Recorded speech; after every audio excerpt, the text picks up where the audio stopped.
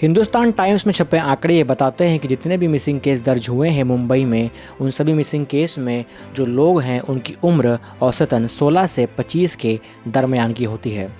Missing नंबरों का एक ग्राफ लगातार मुंबई में बढ़ता ही जा रहा है। सालाना लगभग 80,000 बच्चे मुंबई माया नगरी से गायब हो जाते हैं।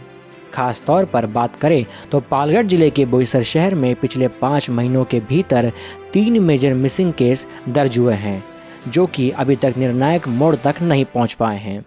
हम बात कर रहे हैं आज चेतन खंडारे मिसिंग केस के बारे में।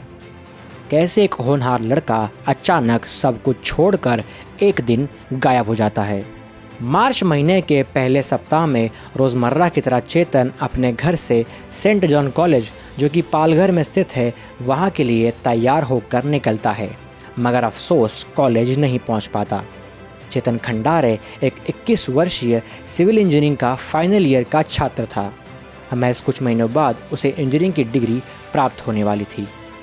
चेतन का घर बोईसर कृष्णानगर में स्थित है और चेतन का कॉलेज पालघर में स्थित। रोज़मर्रा की तरह चेतन घर से 8:35 की दीवार ट्रेन पकड़ने के लिए निकलता है, मगर कॉलेज नहीं पहुंच पाता और ना ही घर वापसी करता है। बोईसर और पालघर के बीच उमरोली स्टेशन में चेतन उतरता है और वहां से गायब हो जाता है। चेतन का लास्ट लोकेशन उमरोली के आसपास का पुलिस को मालूम पड़ता है। उस दिन चेतन का कॉलेज में एग्ज़ाम था, उसकी यूनिट टेस्ट थी। अगर पढ़ाई लिखाई की बात करें तो वो एक बेहद होनहार बच्चा था, ऐसा उसके मित्र व कॉलेज प्रशासन हमें बता रहे थे। जब चेतन कॉलेज टाइम से नहीं पहुंचता, तब कॉलेज प्रशासन व दोस्तों ने इस बात की इत्तला परिवार को दी। परिवारजन ये बात सुनते ही दंग रह गए व तुरंत इसकी छानबीन में जुट गए। चेतन की मिसिंग रिपोर्ट दर्ज करवाई व साथ ही पुलिस टीम के साथ लास्ट लोकेशन वाली जगह की छानबीन की, मगर कुछ हाथ नहीं लगा। अफसोस आज दोपहर यानी 24 मार्च को उमरोली गांव के रहवासियों द्वारा लावारिस शव मिलने की बात पुलिस को मालूम पड़ी। जब पुलिस घटनास्थल पर पहुंची और शव की छानबीन की तो शव की पहचान चेतन खंडारे के रूप में हुई। चेतन का शव एक 20 फीट गहरे कुएं में मिला। बॉडी की हालत पूरी तरह खराब हो चुकी है।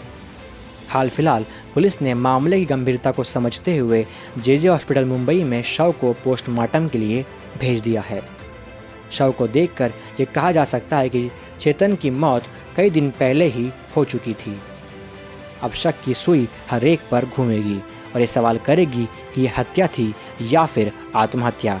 सवाल अभी बरकरार है। इन सभी सवालों के जवाब तो पोस्टमार्टम रिपोर्ट के बाद ही मालूम पड़ेंगे। न्यूज़ फुल डेस्क से दुर्गेश पाठक की रिपोर्ट।